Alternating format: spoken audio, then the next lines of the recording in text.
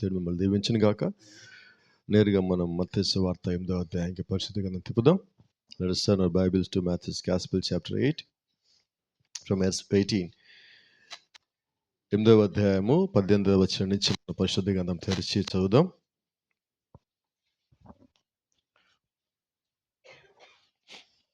యేసు తన యొద్దనున్న జనసమూహమును చూచి అద్దరికి వెళ్ళవలనని ఆజ్ఞాపించెను. అంతటా ఒక శాస్త్రి వచ్చి, బోధకుడా, నీవెక్కడికి వెళ్ళినను నీ వెంట వచ్చేదనని ఆయనతో చెప్పెను. అందుకు యేసు, నక్కలకు బొరియలను ఆకాశ పక్షులకు నివాసములను కలవు, కానీ మనిషి కుమారునికి తలవాల్చుకున్నటకైనను స్థలము లేదని అతనితో చెప్పెను. ప్రార్థించుకుందాం. పరిశుద్ధుడా, జీవము గల దేవాధిపతి నాయన, యొక్క ఉదయకాల సమయంలో మరోసారి యొక్క లేఖన భాగాన్ని సమీపిస్తుండగా చదవబడిన లేఖన భాగంలోంచి నాతోను మాతోను సూటిగా తేటగా స్పష్టంగా మాట్లాడి ఇదేనా మాకు కావాల్సిన మాటలు దయచేసి మా మధ్యలో మహిమ గంట ప్రభావం పొందుకొనమని ప్రభువైన యేసుక్రీస్తు నామములో ప్రార్థిస్తూ ఉన్నాం. ఆమేన్. God bless you. దయచేసి అందరం కూర్చుందాం.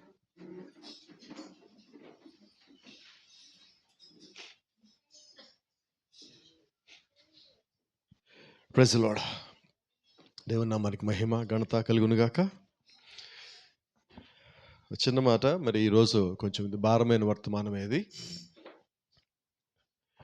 చదువుతూ ఉన్నప్పుడే, సిద్ధపడతా ఉన్నప్పుడే నాకు చాలా కష్టం అనిపించింది. అయినప్పటికీ మరి ఈ రోజుకి ఇది మనకి కావాలని చెప్పి నా హృదయం అయితే ప్రేరేపించింది. ఈ మాట ఇక్కడ చదువుతా ఉంటే లాస్ట్ మాట 20వ వచనం.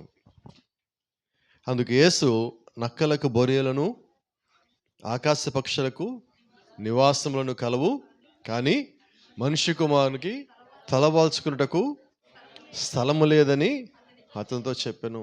దానికన్నా ముందు మాట ఒకసారి చదివితే ఇది మనకు అర్థమవుతుంది. అంతటా ఒక శాస్త్రి వచ్చి, బోధకుడా, నీవెక్కడికి వెళ్ళాను నీ వెంట వచ్చేదని ఆయనతో చెప్పగా, యేసుక్రీస్తు బోధలేని ఒక అతను అంటున్నాడు, ఒక శాస్త్రి, స్క్రైబ్ అని ఉంటుంది బైబిల్లో. అని అంటాడు, అయ్యా నువ్వు ఎక్కడుంటావో చెప్పు, నేను కూడా వచ్చి నీతో పాటు ఉంటానంటే యేసుక్రీస్తు అంటాడు, నాకే ప్లేస్, నువ్వు ఎక్కడ ఉంటావు అంటున్నాడు. అంటే యేసుక్రీస్తు యొక్క పరిస్థితి ఏంటి చెప్పండి, ఎవరో ఒకళ్ళు, నాకు ఏమీ లేదు, నువ్వు ఎక్కడ ఉంటావు. అయితే నిజంగా బోధకుడికి కానీ అర్థమైతే, నువ్వు ఎటు వెళ్తే అటు వస్తాను అంతలో చాలా సంతోషం. యేసుక్రీస్తు మాట అన్న తర్వాత కూడా అయినా కూడా నీతో పాటు వస్తానంటే బాగుండేది. ఈరోజు మన అందరి పరిస్థితి, క్రీస్తుతో పాటు రావడానికి అందరూ సిద్ధమే, కానీ ఆయన కానీ మనతో ఈ మాట అంటే మన సంగతి ఏంటి? అది ఎటువంటి ఆశ్చర్యం అంటే, యేసుక్రీస్తు ఈ మాట మాట్లాడింది భూమి మీద, భూ సంబంధంగా. ఇదే యేసుక్రీస్తు మనకు ఒక వాగ్దానం ఇచ్చాడు, నేను మీకన్నా ముందరగా వెళ్ళి మీ కొరకు నివాస స్థలములు సిద్ధపరిచి. ఇక్కడేమంటున్నాడు? Praise the lord. అంటే లోకరీతిగా వెంబడించేదానికి ఆత్మీయంగా వెంబడించేదానికి ఉన్న తేడా మీకు చెప్తా ఉన్నా. ఆత్మీయంగా వెంబడించిన వాళ్ళకి ఆయన అంటున్నాడు, నేను మీ కొరకు అన్ని సిద్ధం చేసి వచ్చేప్పుడు మిమ్మల్ని తీసుకుని వెళ్తా అంటున్నాడు. ఊరికి వెనకాల వచ్చేస్తాను వాళ్ళతో ఏమంటున్నాడు, నాకే ప్లేస్, నువ్వు ఎక్కడికి వస్తావు అన్నాడు. అంటే స్పిరిచువల్గా నువ్వు క్రీస్తుని వెంబడించినప్పుడు ఆయన నుంచి నీకు ఒక వాగ్దానం ఉండదు. నువ్వు భౌతిక వెంబడించినప్పుడు ఏం లేదు, ఈజ్ సింప్లీ డినైనింగ్ యూ. ఆయన నిన్ను తోసేస్తాడు అసలుకి. ఇప్పుడు వాస్తవంగా ఏమనాలంటే, అయ్యా నేను నిన్ను వెంబడించాలని అడగాల. నువ్వు ఎక్కడుంటే నేను కూడా అక్కడ ఉంటాను. ఎలాగ సాధ్యం అవుతుంది? క్రీస్తుని చూడండి, ఒకసారి జబదయి కుమారుల తల్లిలో యేసుక్రీస్తు ఒక మాట అన్నది జ్ఞాపకం ఉండదా?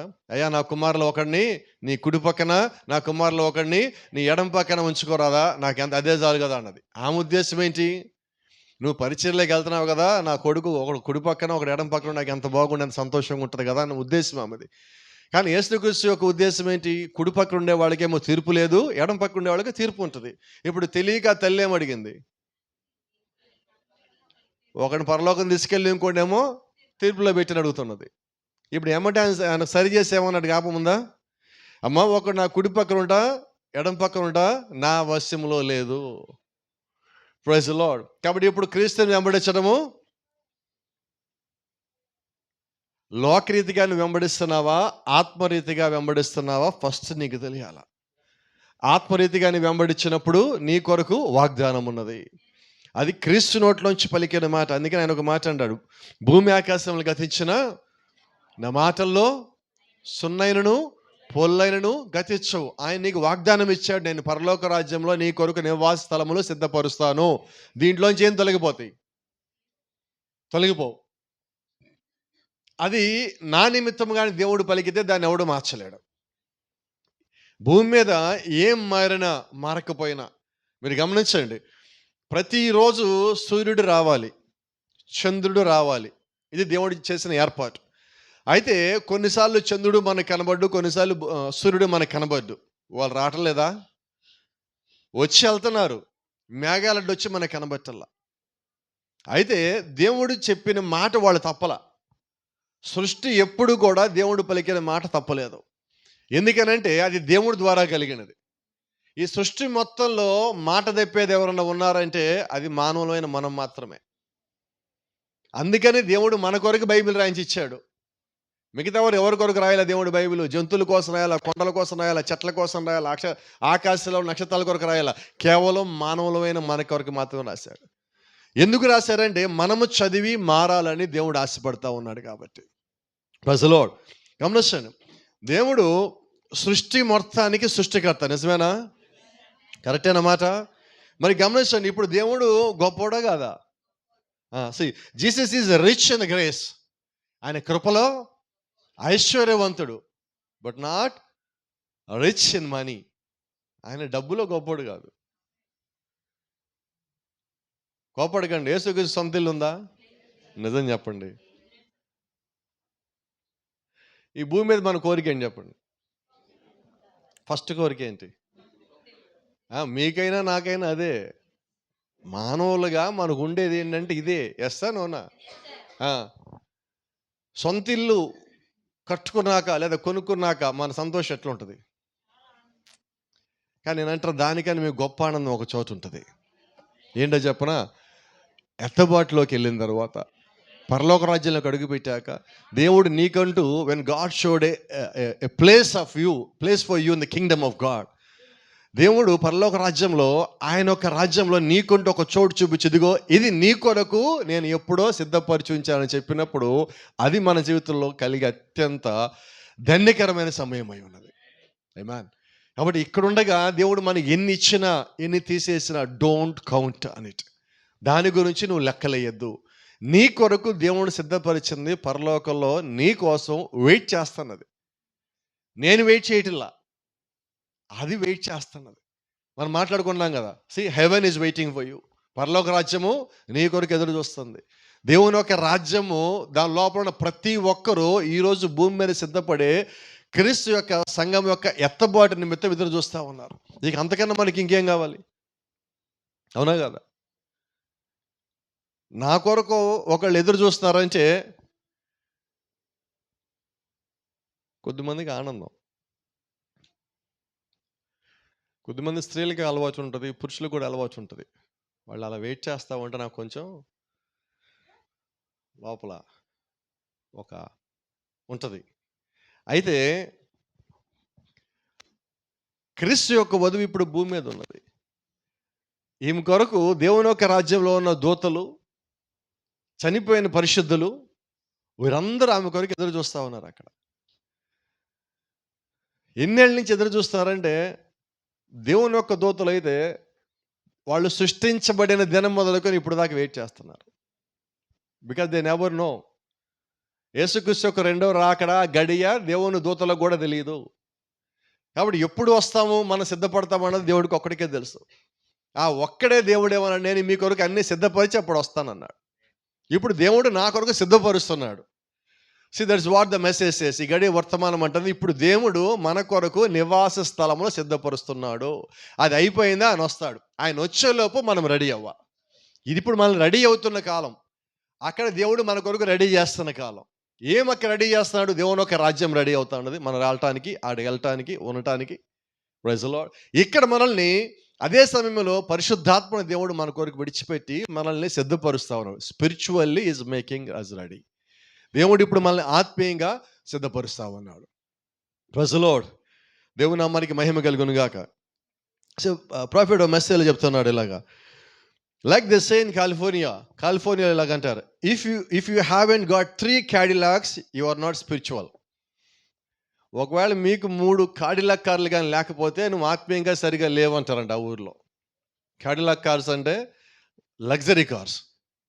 మన భాషలో మనకి అది తెలియదు కాబట్టి మన భాష మాట్లాడుకుందాం, బెంజ్ కార్లు అనుకుందాం కాసేపు.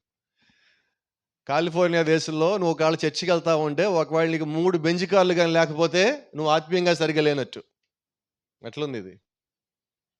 మన ఎవరు సరిగా లేమైతే అంతే. ఎవరికి లేవు ఒక బెంజ్ కార్లు, నాకు తెలియకుండా ఉన్నాయా మీకు?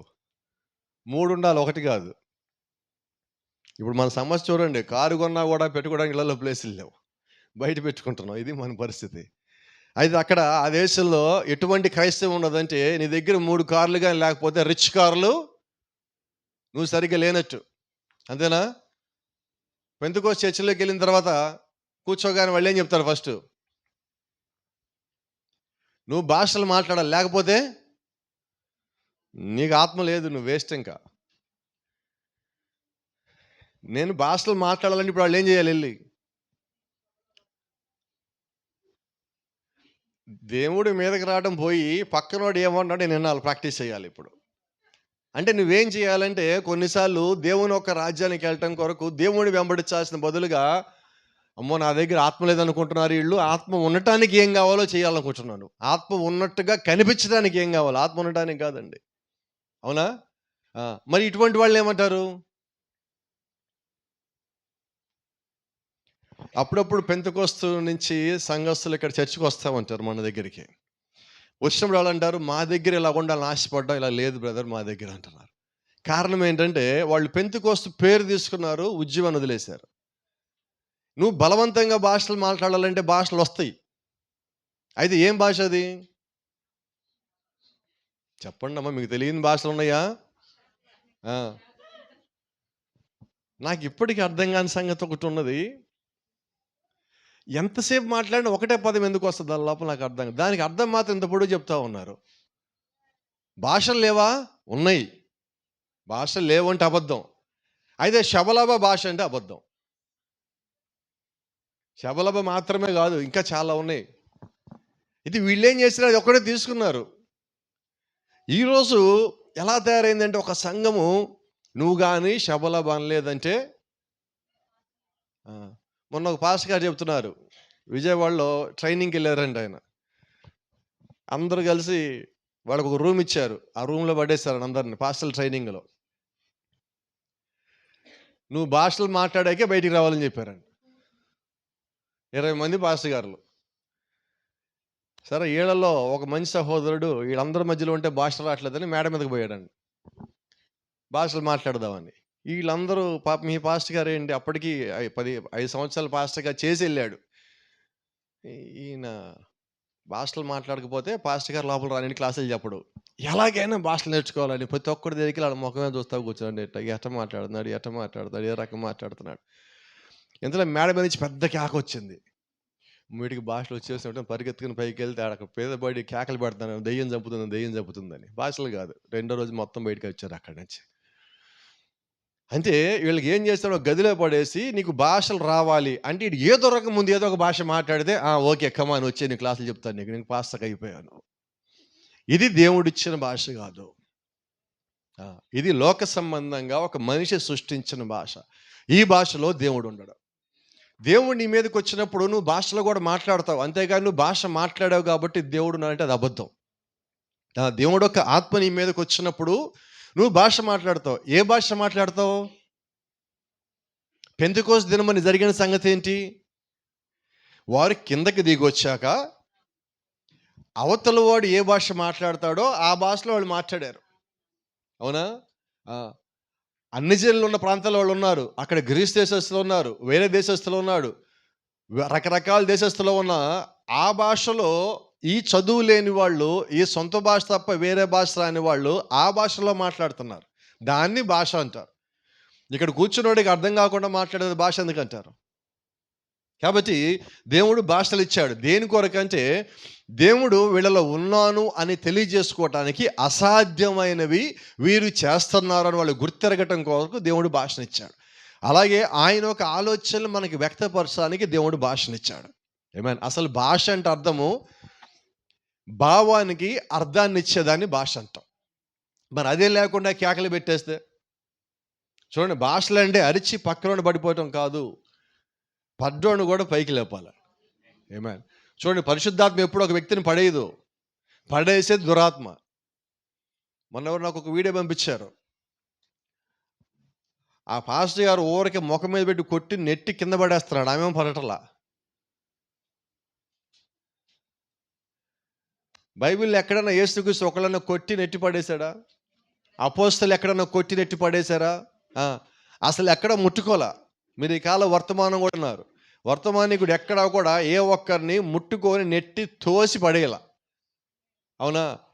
యేసుక్రీస్తుని చూసిన తర్వాత దెయ్యం విలవిల్లాడిచి వాడిని పడేసి వెళ్ళిపోయింది. ఇది బైబిల్ చెప్తామని. ఏమన్నా మీరు చూశారు, ఇక్కడున్న వాళ్ళు కొద్దిమంది ఎర్రజంగం వచ్చారు, గుర్తుందనుకోండి, సైదాపురం ఎర్రజంగం వచ్చారు. మీ కళ్ళతో మీరు చూశారు. ఎవరన్నా ముట్టుకోవడం చూసారా? పడేయటం చూసారా? ఏం జరిగింది? దెయ్యాలు అక్కడే పడి దొరికి వదిలేసిపోయినాయి. కారణం ఏంటంటే దేవుడు రంగం మీదకి రావాలి. మనిషి తన ప్రభావాన్ని, తన ఉనికిని, తన గుర్తింపును చూపించుకోవాలనుకోవద్దు, దేవుడు రంగం మీదకి రావాలి. నేను అదే అంటున్నా, ఆత్మీయంగా నువ్వు దేవుడికి కనబరుచుకున్నప్పుడు, నువ్వు ఆత్మీయంగా నువ్వు దేవుడికి లోబడినప్పుడు, దేవుడి యొక్క ఆత్మ ప్రభావము నీ మీద, నీ చుట్టుపక్కల ఉన్న వారి మీద పనిచేస్తుంది. నువ్వు ఇంట్లో ఉన్నా, వీధిలో ఉన్న, సంఘంలో ఉన్న, నువ్వు ఎక్కడున్నప్పటికీ దేవుడు యొక్క శక్తి ప్రభావం నీ చుట్టూ ఎప్పుడు ఉంటానే ఉంటాయి. అవి నీ చుట్టూ పనిచేసేవిగానే ఉంటాయి. ఎందుకంటే మన దేవుడు డబ్బుల ఐశ్వర్యవంతుడు కాదు, మన దేవుడు కృపల ఐశ్వర్యవంతుడు. ఆ కృపనే ఈరోజు నీకు నాకు ఇచ్చున్నాడు. ఆ ప్రేమనే దేవుడు ఈరోజు నీకు నాకు ఇచ్చున్నాడు. బైబిల్ చెప్తా ఉంది, what is God? God is love. దేవుడు ఏమై ఉన్నాడంటే దేవుడు ప్రేమై ఉన్నాడు. ఇప్పుడు దేవుడు ఆయన కృపల ఐశ్వర్యవంతుడై ఉన్నాడు. ఆయన దగ్గర ఎక్కువ ఏది ఉందో అదే మనకిచ్చాడు. ఆయన దగ్గర కృప చాలా ఎక్కువ ఉన్నది, అదే కృప మనకు కూడా పంచాడు. ఆయన దగ్గర ప్రేమ చాలా ఎక్కువ ఉన్నది, అదే ప్రేమ దేవుడు మనకి పెంచున్నాడు. ఆయన దగ్గర క్షమించే గుణం ఉన్నది, అదే గుణాన్ని దేవుడు మనకు కూడా పంచాడు. ఆయన ప్రేమించే గుణాన్ని మనకు పంచాడు, కృపలో మనలో కూడా భాగస్థులు చేస్తున్నాడు. సంతోషంగా లేరు అందరూ మీరు? Praise the Lord. కాబట్టి ఇటువంటి నాగరికత ఈరోజు మన దేశంలో కూడా ఉన్నది. ఎటువంటి నాగరికతలోకి మనం వచ్చామంటే, నువ్వే చర్చిలోకి వెళ్తావు? ఏదో అంకమనగర్లో 2 లైన్లు అక్కడ ఏదో చర్చి ఉంటుందిలే. మీ చర్చి పేరేంటి? ఎప్పుడు బోర్డు కూడా కనబడదే బయట. అట్టగా పెద్ద చర్చికి పోవాలా, ఆదివారం పోతే పెద్ద గుడికి పోవాలా, పెద్ద పాస్టర్ గారు. మీ పాస్టర్ నల్ల చొక్క వేసుకుంటున్నాడు? పాస్టర్లు అంటే ఎలాగ ఉండాలి? పైనుంచి కింద వరకు పొరపాటి అంగి వేయాలా, అర్థం కానట్టుగా భాష మాట్లాడాలా. అప్పుడు చెప్పడే, అప్పుడు పాస్టర్ గారు. మీ పాస్టర్ గారు నడుగు నల్లబెట్టి పెట్టుకుంటున్నాడు. అసలు బెల్ట్ పెట్టుకోవచ్చా పాస్టర్ గారు? ఏముండాలి పాస్టర్ గారు నడుంకి? తాడు ఉండాలి. రైట్, మంచిది. తాడు ఎక్కడ దాకా ఉండాలా?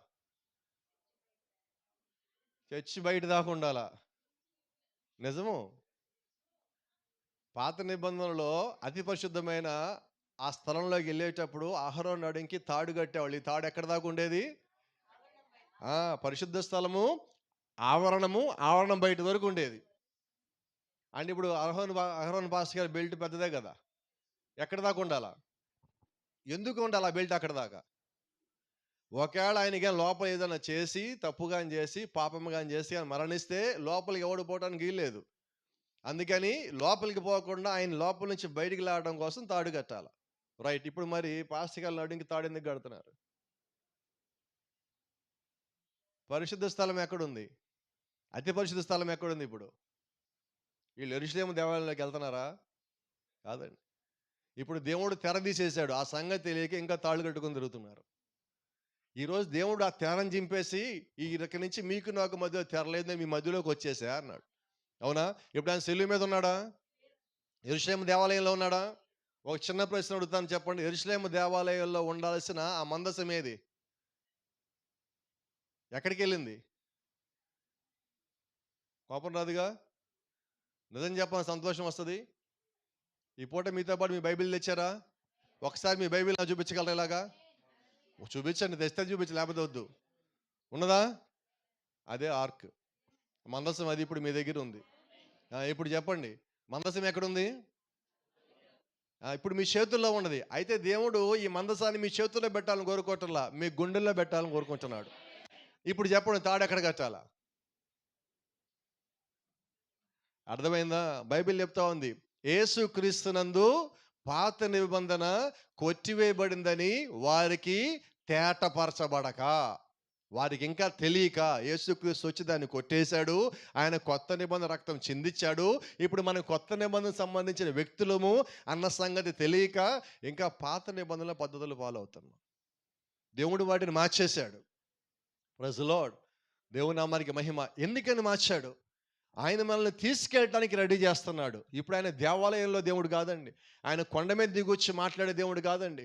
ఆయన ఈరోజు వ్యక్తిగతంగా నిన్ను నన్ను దర్శించి మాట్లాడే దేవుడై ఉన్నాడు. కాబట్టి ఈరోజు దేవుడు చేసిన పని ఏంటంటే, దేవాలయంలో తెర ఎందుకు చీల్చేశాడంటే, అది పాపానికి బయట మనం ఉన్నాం, పాపంలో ఉన్నాం. ఆ పాపాన్ని దేవుడు చూడకుండా చూస్తే మనల్ని సంహరిస్తాడని దేవుడు ఆ తెర ఉండి ఆ తెర వెనకాల ఆయన ఉన్నాడు. ఇప్పుడు ఆ రక్తం కాచాడు కాబట్టి తెరని చింపేశాడు. కాబట్టి ఇప్పుడు దేవుడు ఇంకొక తెర కలిగి ఉన్నాడు. ఏం తెర అంటే, ఆయన స్వరక్తం అనే తెర కలిగి ఉన్నాడు.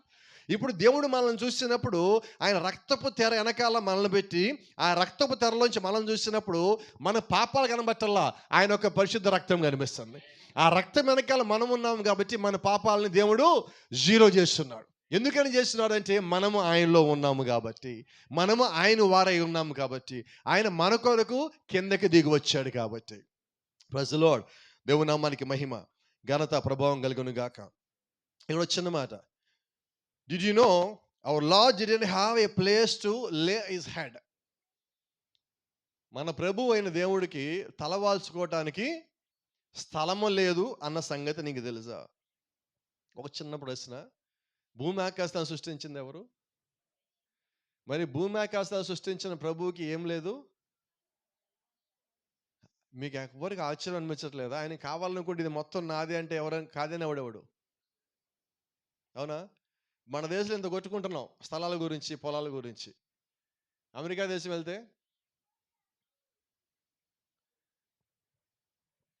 ఇక్కడ ఆస్తుల కొరకు చంపుకుంటున్నాం. అవునా కదా? ఎన్ని మాటలు చూసాం మనం, ఎన్ని పేపర్లు చదివాం, ఎన్ని న్యూస్లో విన్నాం. అమెరికా దేశం వెళ్తే ఒక చిన్న సంఘటన చెప్తాను. అక్కడ భూమి అనేది గవర్నమెంట్ ఆధీనంలో ఉంటుంది. ఎవరికి అమ్మినా కూడా గవర్నమెంట్ అమ్మాల. ఎన్నేళ్ళు? 49 ఏళ్ళు, 99 ఏళ్ళు. మళ్ళీ తిరిగి గవర్నమెంట్కి ఇవ్వాలి. ఇప్పుడు చెప్పండి, ఎవరు చంపుకుంటారు భూమి కోసం? దేవుడు భూమిని ఇచ్చినప్పుడు ఏం చెప్పాడు తెలుసా? ఈ భూమిని ఒకడు అమ్మకూడదు, ఇంకోటి కొనకూడదు అన్నాడు. ఆ మాట దేవుడు ఎందుకు చెప్పాడు ఇప్పుడు అర్థమవుతుంది నాకు. Praise the lord. దేవుని నామానికి మహిమ. అంటే ఇది మన మీద ప్రభావం చూపించకూడదు. ఇది దేవుడు మన నుంచి ఆశపడుతుంది. మనం దేని కింద ఉండాలి? క్రీస్తు కింద ఉండాలి. క్రీస్తు కింద ఉన్నప్పుడు నీకు లేనిదేంటి? క్రీస్తులో నీకు లేనిది ఏదీ లేదు. అయితే భూ సంబంధంగా నాకేమీ లేదు. మీరు ఒక సంగతి గమనించండి. మత్తయి సువార్తలో 19వ అధ్యాయంలో ఒకసారి పేతురు యేసుక్రీస్తు ఒక మాట అడిగాడు, ప్రభువా నీ దగ్గరికి గుడ్డివాళ్ళు వస్తుంటే వాడికి కళ్ళు ఇస్తున్నావు, కుంటోడు వస్తే వాడికి నడకిస్తున్నావు, మోగోడు వస్తే మాట్లాడడానికి అవకాశం, చెవిటోడు వస్తే వాడు వినటానికి అవకాశం ఇస్తున్నావు, చచ్చినోడు కూడా పైకి లేపుతున్నావు, అందరికి అన్ని ఇచ్చావు ప్రభువా, మేము అన్నీ విడిచిపెట్టి నేను వెంబడిస్తున్నాం కదా, మరి మాకేమి ఇస్తావు? Praise the lord. సో ఆయనకు ఒక డౌట్ ఉండిపోయినది. ఆయన దగ్గరికి ఏది లేదని వచ్చిన వాళ్ళకి ఇస్తున్నాడు, వాళ్ళకి అది ఇచ్చి పంపిస్తున్నాడు, సంతోషం భూ సంబంధంగా. అయితే పేతురు మాట అడిగాడు. పేతురు ఎవడంటే పిలువబడిన వాళ్ళలో ఎన్నుకోబడిన వ్యక్తి. మరి ఎన్నుకోబడిన వ్యక్తి ఒక ప్రశ్న అడిగినప్పుడు ఆ ప్రశ్న లోపల నుంచి వచ్చినప్పుడు సమాధానం ఇవ్వాల్సిన బాధ్యత దేవుడు కలిగి ఉన్నాడు. ఇప్పుడు దేవుడు ఏమన్నాడంటే, పేతురు నీకు ఇక్కడ ఏమి ఇవ్వను అని ఆయన అంటున్నాడు. నీకు ఎక్కడిస్తాను తెలుసా? పరలోక రాజ్యంలో దేవుని ఒక రాజ్యం వచ్చినప్పుడు 12 సింహాసనాలు ఒక పక్కన ఉంటాయి, 12 సింహాసనాలు ఇంకొక పక్కన ఉంటాయి. ఒకవైపున ఇశ్రాయేలు గోత్ర పెద్దలు మొత్తం ఉంటారు, రెండో వైపున అపోస్తలులు ఉంటారు. దాంట్లో నీకు ఒక సింహాసనం ఇస్తాను పేతురు, సరిపోతుందా? అంతకన్నా ఏమైనా కావాలా? అంటే దేవునికి పేతుర్ని పిలవటానికన్నా ముందుగానే ఒక ఆలోచన కలిగి ఉన్నాడు. ఇప్పుడు వచ్చిన సంగతి మీకు చెప్తా. యెహెజ్కేలు కాలంలో యెహెజ్కేలు ఒక దర్శనం చూస్తున్నాడు.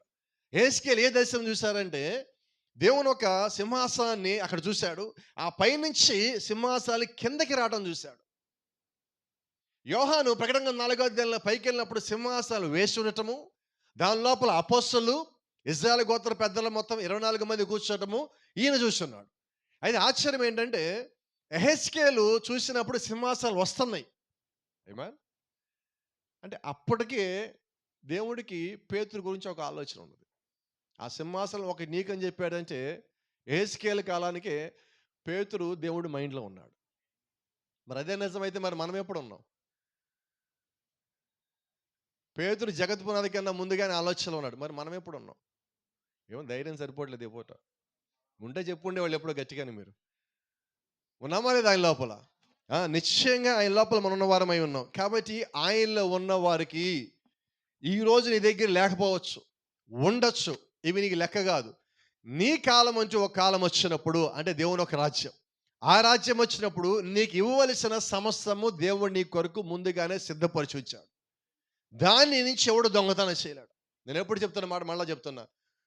దేవుడు నీకేదైనా ఇస్తే ఒక వాగ్దానం ఇచ్చాడు. ఈ వాగ్దానం నీ నుంచి దొంగతనం చేసేవాడు ఎవడు? చెప్పండి.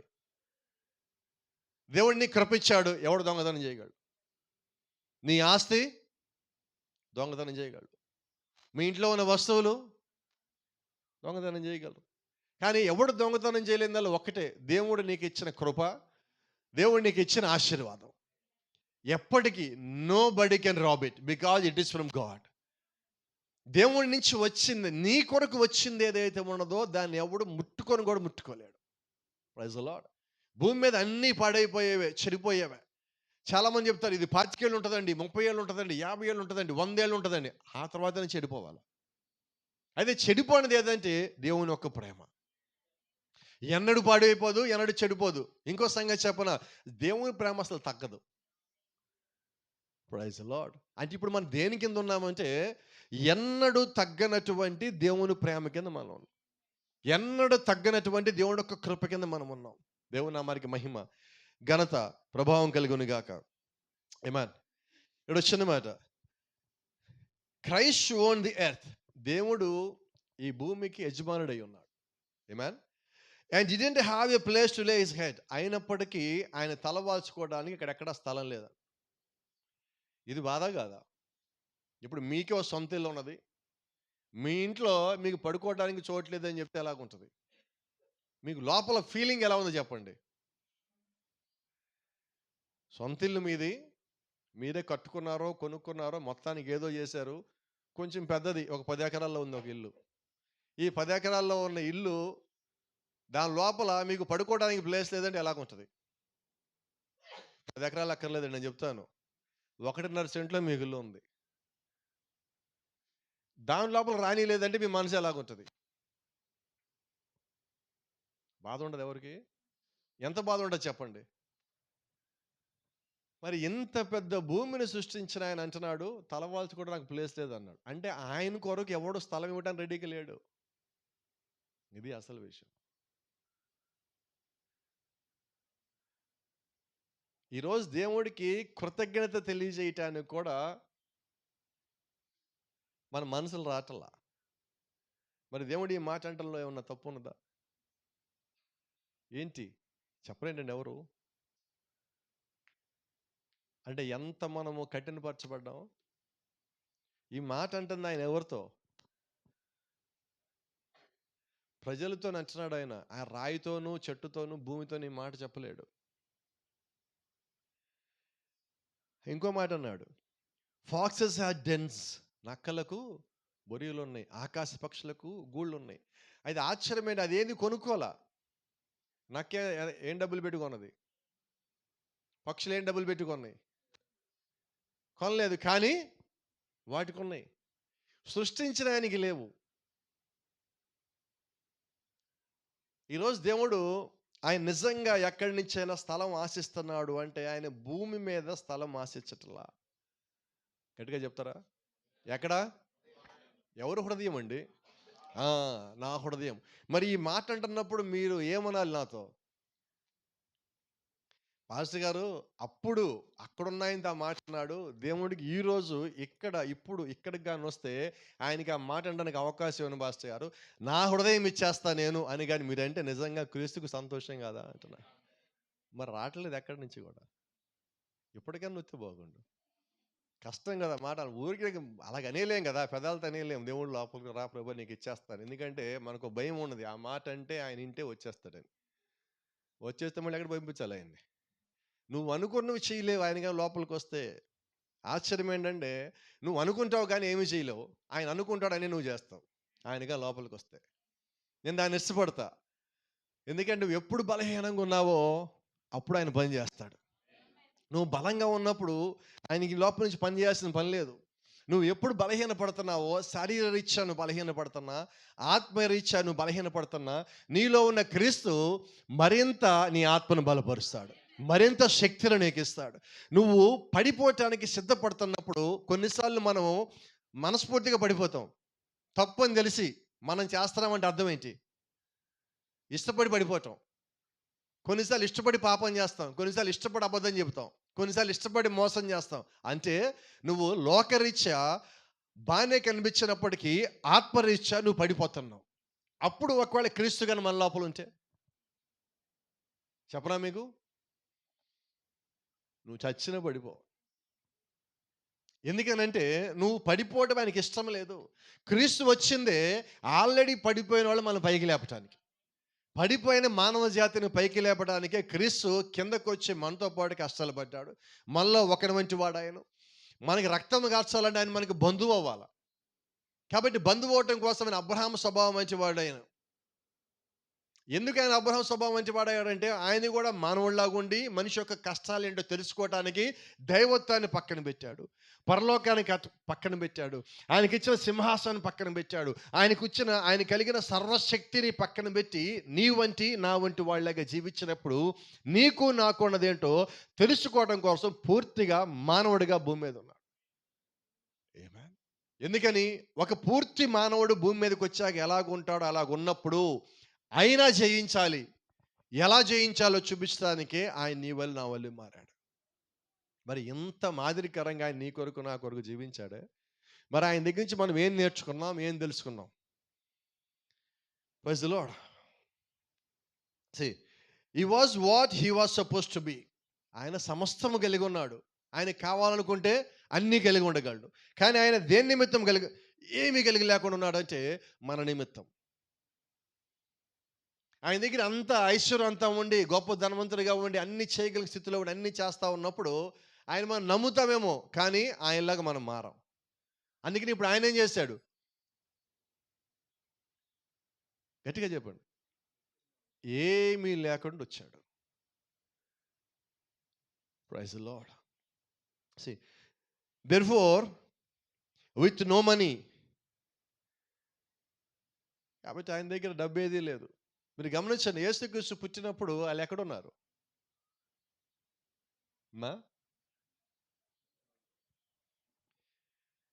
ఇప్పుడు మనందరూ కూడా పిల్లలు కలిగి ఉన్నారు కదా. మనందరికి పిల్లలు కలిగే స్థితిలో మనం ఎక్కడున్నాం? యేసుక్రీస్తు ఎక్కడున్నాడు? ఎందుకు పశువుల పాకలో ఉన్నారో తెలుసా మీకు? ఏ ఒక్కరు చెప్పండి గట్టిగా, ఏ ఒక్కరు వాళ్ళ ఇళ్లలోకి రానీలా. మరి యేసుక్రీస్తు ఆ మాటలో తప్పేంటి అంటున్నా?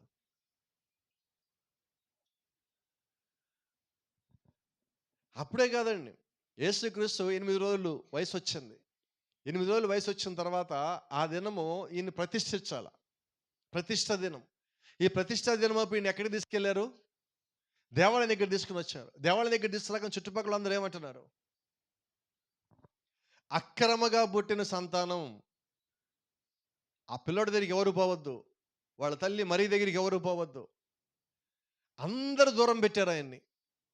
అసలు ఆయన వచ్చిందే మనలో పాపం తీయటానికి. వీళ్ళు ఏమన్నారంటే ఆయనది పాపం అని చెప్పి వీళ్ళు దూరం జరుగుతున్నారు. ఆయన పాపానికి పరాకాష్ట కదా అది. వీళ్ళ పాపం తీయడానికి ఆయన వస్తే ఆయన దగ్గరికి పోవద్దు. ఎప్పుడు కూడా చెప్తున్నా, వాక్యం దగ్గరికి పోవద్దు, ప్రార్థన దగ్గరికి పోవద్దు, చర్చికి పోవద్దు అని చెప్పేది ఏదైనా ఉన్నదంటే అది పరిపూర్ణమైన దయ్యం. క్రీస్తు దగ్గరికి పోవద్దని ఆ రోజు ఆపింది అందరిని ఎవరు? అవునా? ఇప్పుడు కూడా నువ్వు ప్రార్థన చేసుకుంటా ఉంటే ఎప్పుడు ప్రార్థనేనా అని ఇంట్లో నుంచి వెనకాల ఎవరన్నా కేక పెట్టారా? కేక పెట్టినోడు ఎవడో తెలుసా? వినపడలేదండి?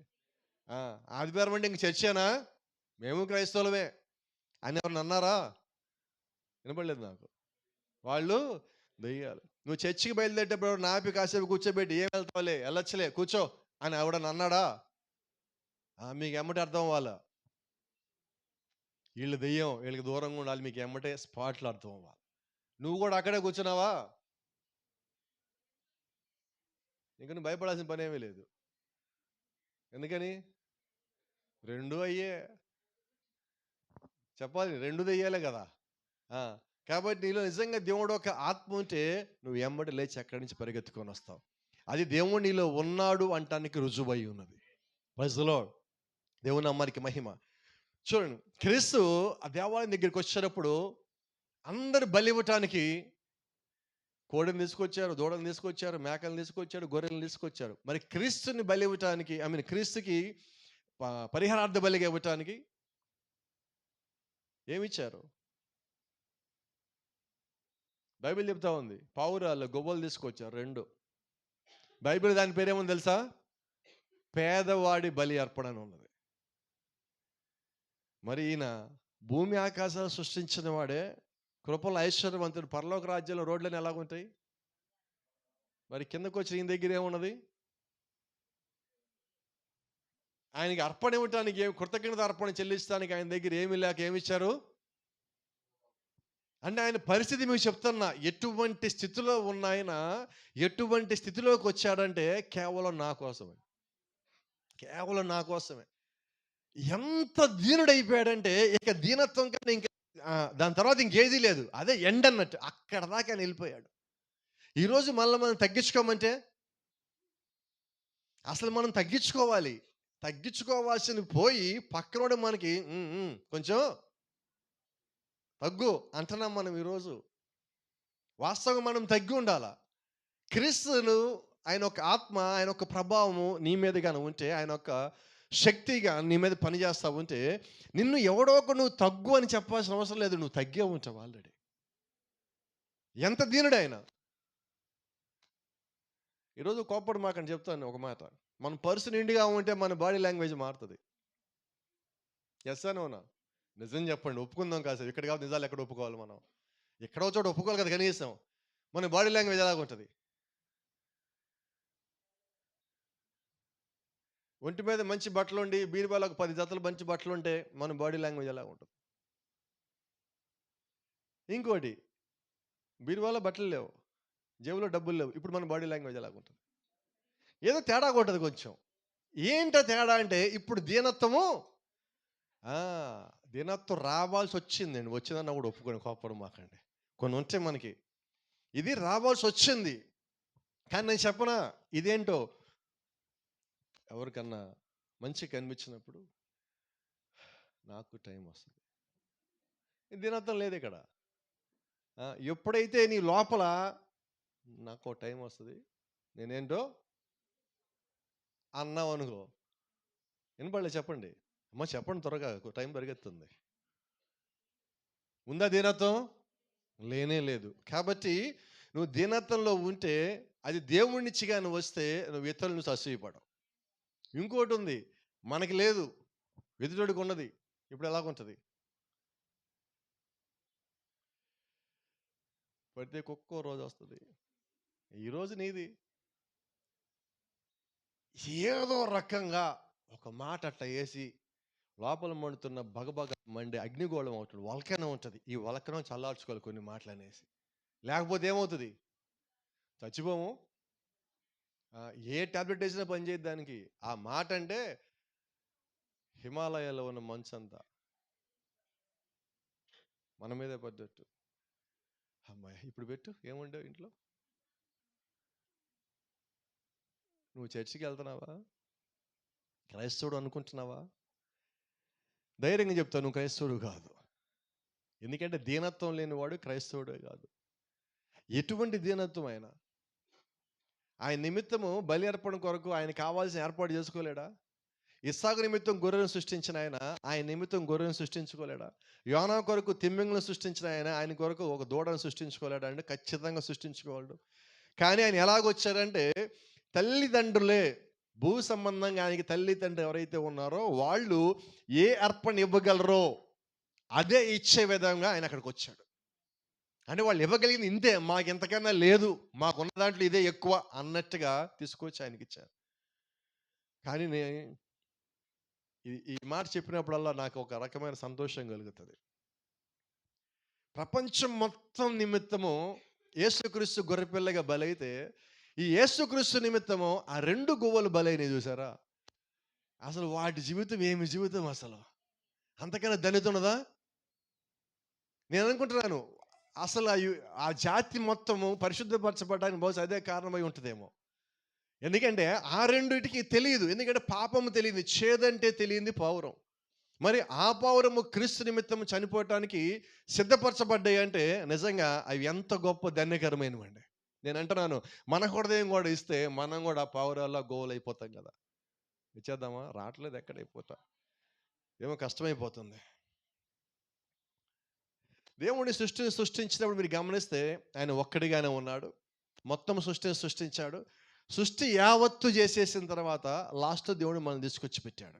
ఏమన్ ఈ సృష్టిని సృష్టించిన దేవుడు ఏదైనా తోటలోంచి అవ్వ ఆదాము తప్పో పాపం చేసి బయటికి వెళ్ళిపోయేటప్పుడు వాళ్ళని ఆపి, బైబిల్ చెప్తా ఉంది ఆదికాండం 3వ అధ్యాయం, ఆయన వారికి చర్మపు చొక్కాలను చేయించి తొడిగించి పంపించను. నిజమేనా? యేసుక్రీస్తు పుట్టినప్పుడు ఆయన వస్త్రాలు ఏంటి? యేసుక్రీస్తు పుట్టినప్పుడు ఆయన ఇందు రోజు సున్నతి తీసుకొచ్చినప్పుడు ఆయన వస్త్రాలు ఏంటో తెలుసా మీకు? చెప్పమ్మ గట్టిగా. స్వాడ్లింగ్ క్లాత్. ఎద్దు అది మోస్తా ఉంటుంది కదా కాడి, ఆ కాడికి చుట్టిన ఇంట్లో పాడైపోయిన గుడ్డల్ని ఆ కాడికి చుడతాం. ఆ కాడి ఎందుకు చుడతామంటే ఆ ఎద్దులు మోసేటప్పుడు కాడి కదలకుండా ఉండటానికి, ఎద్దు మెడ ఒరిసిపోకుండా ఉండటానికి ఆ క్లాత్ని అక్కడ చుడతాం. ఇప్పుడు యేసుక్రీస్తు పుట్టినప్పుడు ఆ క్లాత్ని తీసుకొచ్చి చుట్టారు ఆయనకి. ఇక్కడ మీకు చిన్న సంగతి జ్ఞాపకం చేస్తా, దేవుడు యొక్క ప్రణాళిక అంతా ఎలా ఉంటుందని మీకు చెప్తా ఉన్నా. ఆ కాడి ఎలాగుంటుంది తెలుసా మీకు? ఆ కాడి నిలబెడితే ఎలాగుంటుంది చూసారు ఎప్పుడన్నా? సిలువులాగా ఉంటుంది అది. అంటే ఆయన పుట్టినప్పుడు ఆయన చుట్టిన వస్త్రాలు ఎక్కడి నుంచి తెచ్చారు జ్ఞాపకం ఉందా మీకు? వినపడలేదమ్మా? అది అప్పటికీ రక్తంతో తడిచిన, ఎద్దు రక్తంతో అవి తడిచినాయి, ఎండిపోయినాయి, రక్తపు మరకలు. అదేంటంటే యేసుక్రీస్తు ఆయన యొక్క భవిష్యత్తులో ఏం చేయబోతున్నాడు అనడానికి అది సూచన అయి ఉన్నది. ఇప్పుడు ఆ వస్త్రం తీసుకొచ్చి ఆయన చుట్టి, ఆయన పొత్తిగుడ్డలు అదే. అయితే ఆశ్చర్యం ఏంటంటే పైన ఉన్న గుడ్డల్లో విలువ లేదండి, ఆ గుడ్డల్లో చుట్టబడిన శరీరము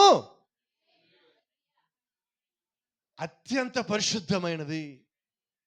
అది ఎందుకు వచ్చింది కిందకంటే నా పాపాలు తీసేయటానికి. అది పరిశుద్ధమైన రక్త కణం.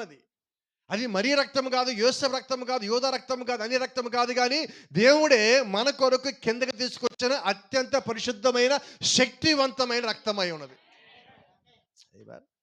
ఇప్పుడు ఆ రక్తాన్ని, ఆ రక్తపు ముద్ద శరీరం అంటే ఆ రక్తపు ముద్దని గర్భంలోంచి వచ్చినప్పుడు పైన వచ్చే రక్తం తుడవాలి.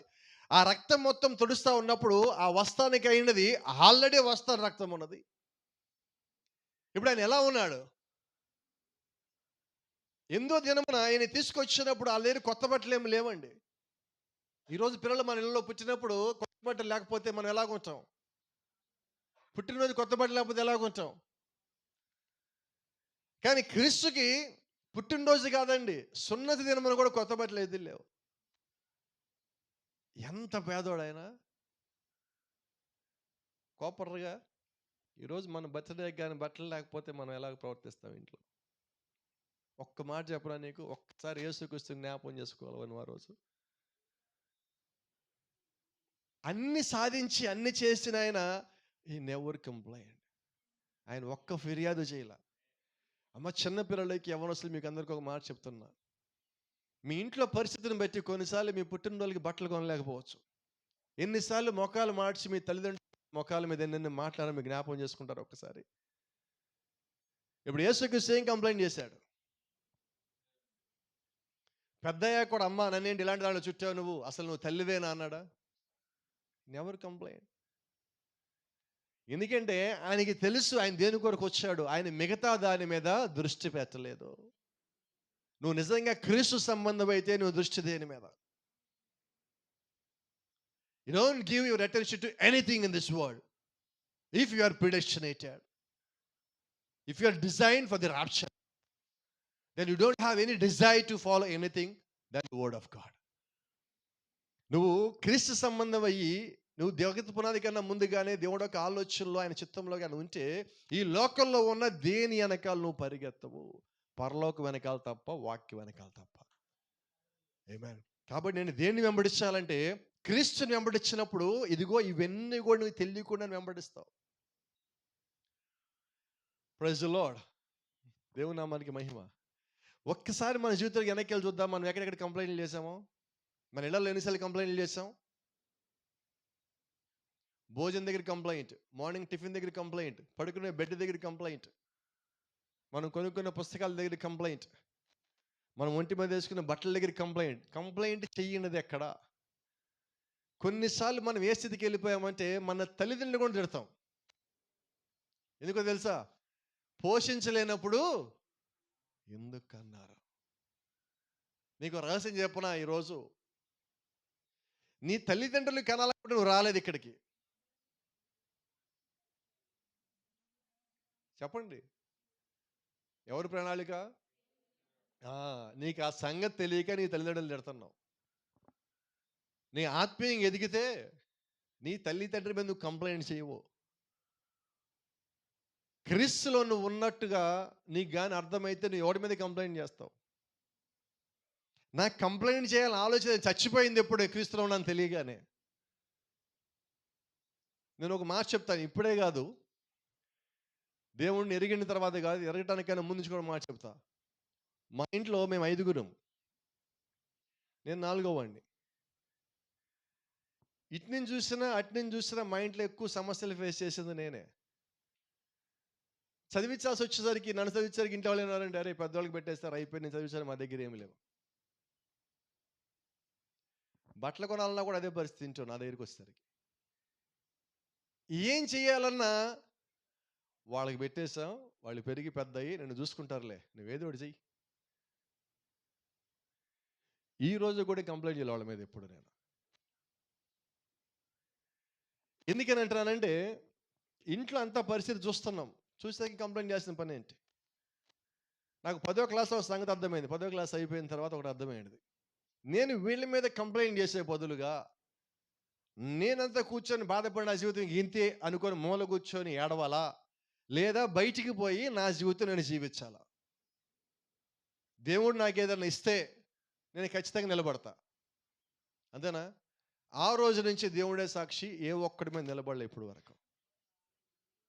మళ్ళీ ఇంటికి పోయి వెనకపోయి వాళ్ళు అప్పులు తీస్తానని దేవుడు నడిపించారు, కానీ వాళ్ళ మీద మళ్ళీ ఆధారపడలా. మహాకృప అంటున్నా. ఇప్పుడు అదే చెప్తారు యవ్వనస్తులు కూడా, మీరు ఎవరి మీద ఆధారపడద్దు. దేవుడు మీకు ఆ శక్తినిచ్చాడు, బలాన్ని ఇచ్చాడు. నీ బలం ఏంటో నువ్వు తెలుసుకుంటే you don't need to depend on any other person. ఎందుకంటే చూడండి, ప్రవక్త ఒక మాట, మనందరూ దేవుడు ఒకే శైలిలో సృష్టించాడు. ఆయన ఇంకో మాట, అందరికీ దేవుడు సమానమైన కృపనిచ్చాడు. God has given the same grace to each everyone on this earth. ఈ భూమి మీద అందరికీ ఆయన కృప ఇచ్చాడు. అయితే మనం దాన్ని ఏం చేస్తామంటే ఉపయోగించటల్లా, వాడటం మనం బిగించేద్దాం. ప్రభువా నేను నీ కొరకు ఏం చేయాలి? ఈరోజు నువ్వు నా కోసం ఏం చేసావు, నా కోసం ఏం చేసావు తీసి చెత్తబుట్టలు పడేసి, ప్రభువా నేను నీ కొరకు ఏం చేయాలి ఫస్ట్ చెప్పు. ఈ స్థితికి నువ్వు వచ్చినప్పుడు చెప్పనా, నువ్వు అడిగే స్థితిలో కాదు, నువ్వు ఇచ్చే స్థితిలో ఉన్నా. నీకు ఆ సంగతి తెలియట్లేదు. కొద్దిగా పని చేద్దాం, కొద్దిగా క్రమంగా ఉందాం, కొద్దిగా నీతిగా ఉందాం, అక్కడి నుంచి దేవుడు మనల్ని నడిపిస్తాడు. ముందు ఒక అడుగు ముందుకు వేద్దాం చాలండి, అక్కడి నుంచి దేవుడిని ఎంత బలపరుస్తాడో నీకు తెలుస్తుంది. Praise the lord. దేవుని నామానికి మహిమ. ఇంకోటి, క్రీస్తుకి భూమి మీద వస్త్రములు ఎక్కడున్నాయి? లేనే లేవు. ఆశ్చర్యం, ఆయన సిలువ వేసినప్పుడు ఆయన ఒంటి మీద వస్త్రాలు ఏమున్నాయి? ఒక చిన్న అంగి ఉంచారు. పుట్టినప్పుడు ఏమీ లేవు, సిలువ మీదకి వెళ్ళినప్పుడు ఏమీ లేవు. ఆయన కావాలంటే తెచ్చుకోలేడా? మీరు గమనించండి, మత్తయి సువార్త 17వ అధ్యాయంలో కొండ మీదకి వెళ్ళి రూపాంతరం పొందినప్పుడు ఆయన వస్త్రములు ఎలా మారినాయి? ఇజ్రాయెల్ బ్రదర్, భూమి మీద ఏ చాకలి అంత తెల్లగా ఉతకలేడు. అంత తెల్లగా వస్త్రాలు అయినప్పుడు ఆయన కావాలంటే సిలువలు కూడా మంచి వస్త్రాలు తెచ్చుకోలేడా? తెచ్చుకోగలడు. బట్ ఈ నెవర్ ట్రై టు. ఆయన తెచ్చుకోవడం కోసం ప్రయత్నం చేయలేదండి. ఎందుకని ఆయన తెలుసు ఎక్కడి నుంచి పైకి వెళ్ళిన తర్వాత ఆయనకి అన్ని మళ్ళీ తిరిగి పొందుకుంటాడు. ఆయన అలాగే సిలువేయబడాలి. దేని కొరకే అంటే అది కూడా మళ్ళీ నా కోసమే. మీకు చిన్న చెప్తా రహస్యం. క్రీస్తు భూమి మీదకి రావటానికి ఆయనకు ఒక గర్భం కూడా లేదు. చూడండి, ప్రాఫిట్ చెప్తున్నాడు, హీ బారోడ్ ఏ ఊంబ్. ఆయన ఒక గర్భాన్ని అద్దెకి తీసుకుని దాని లోపలికి వచ్చాడు.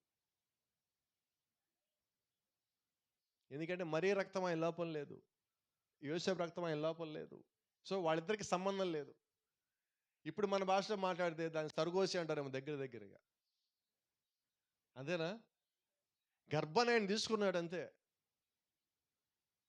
మరీకి తెలియదు ఆయన ఎలా లోపలికి వచ్చాడు. యోసేపుకి అర్థంగా విడిచిపెడదాం అనుకున్నాడు. ఆయన ఒక వింతైన మార్గంలో భూమి మీద రావాలనుకున్నాడండి. దాని కొరకు మరియ గర్భాన్ని ఆయన తీసుకున్నాడు. ఆశ్చర్యం ఏంటంటే గర్భం ఇచ్చిన మరియ ధన్యురాలైనది. Praise the lord. ధన్యురాలేనా? ఆమె ధన్యురాలుగా పిలువబడింది, దయాప్రాప్తురాలని పిలువబడినది. మరి నేను అంటున్నాను, గర్భం ఇచ్చిన ఆమె 9 నెలలు గర్భం ఇచ్చిన ఆమె ధన్యురాలైతే, మరి ఈ ఉదయం కానీ హృదయాన్ని ఇచ్చినట్లయితే 9 నెలలకి ఆమె ధన్యురాలైనది. నువ్వు జీవితకాలానికి కానీ ఇచ్చేస్తే, వినబడలేదు నాకు, ఎక్కడ వినబడితే బాగుంది. నేను ఇచ్చేస్తానంటారేమో వింటామనుకుంటా. నేను నీ హృదయము ఆయనకు కావాలని ఆశపడుతున్నాడు. అద్దె కోసం కాదు, శాశ్వతంగా కానీ కావాలి. ఈరోజు మన హృదయాలకి బయట ఒక బోర్డు ఉంటుంది, టు లెట్. ఎక్కడ? హృదయాలకి.